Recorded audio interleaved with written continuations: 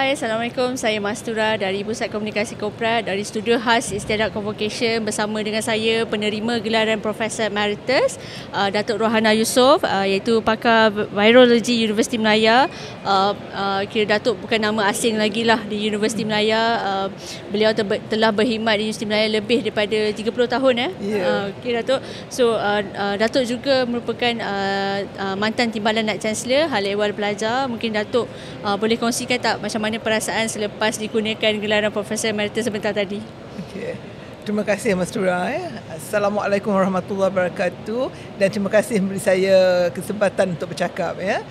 Sebenarnya mendapat anugerah ni ialah satu yang sangat-sangat saya tak sangka. Tapi bila diberi ni, dapat ni, saya sangat I felt very appreciated by the university. Bila kita dah bekerja selama 30 tahun, banyak yang kita dah lakukan, dan bila ada anugerah sebegini, you rasa macam I wish I can do more.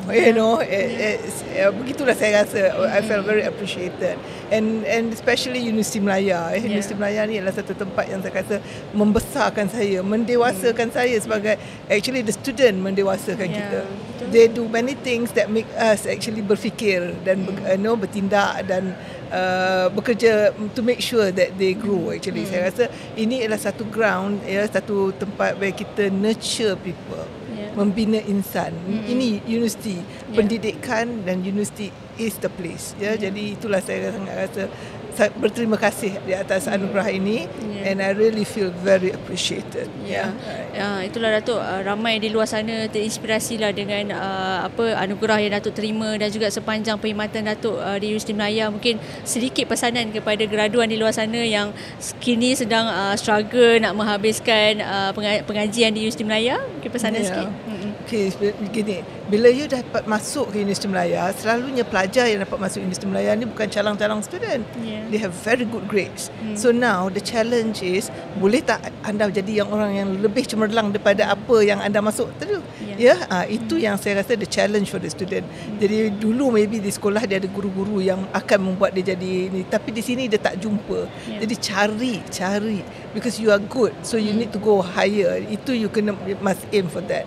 The other thing is that bila you keluar bekerja, you know that you come from very good university, so you akan jadi marketable because of the name of the university. But you yourself dah prepare ke? Bukan you bijak saja, tapi you must be people as well. Ada teknologi sekarang macam-macam. Belajar, jangan malas belajar. Itu nombor satu. Learn the technology. If you in dalam area tu, you belajar to make sure that you are the best. Aim to be cemerlang. Tapi dalam dunia ni, seperti saya cakap tadi, bukan kita nak orang bijak saja, tapi kita nak orang baik. So which means you must be smart, and also you must be someone who care about the society. Because apa yang kita kerja sekarang ni untuk siapa sebenarnya? Kalau di universiti untuk pelajar tu untuk community, kan? Jadi think about that. What you do, apa pun you buat, fikir pasal tu. Okay. Alright, terima kasih banyak Datuk. Tahniah sekali lagi, dan insyaAllah semoga pelajar-pelajar dan juga universiti dapat memanfaatkan pengalaman dan juga ilmu daripada Datuk sendiri. Itu saja daripada kami.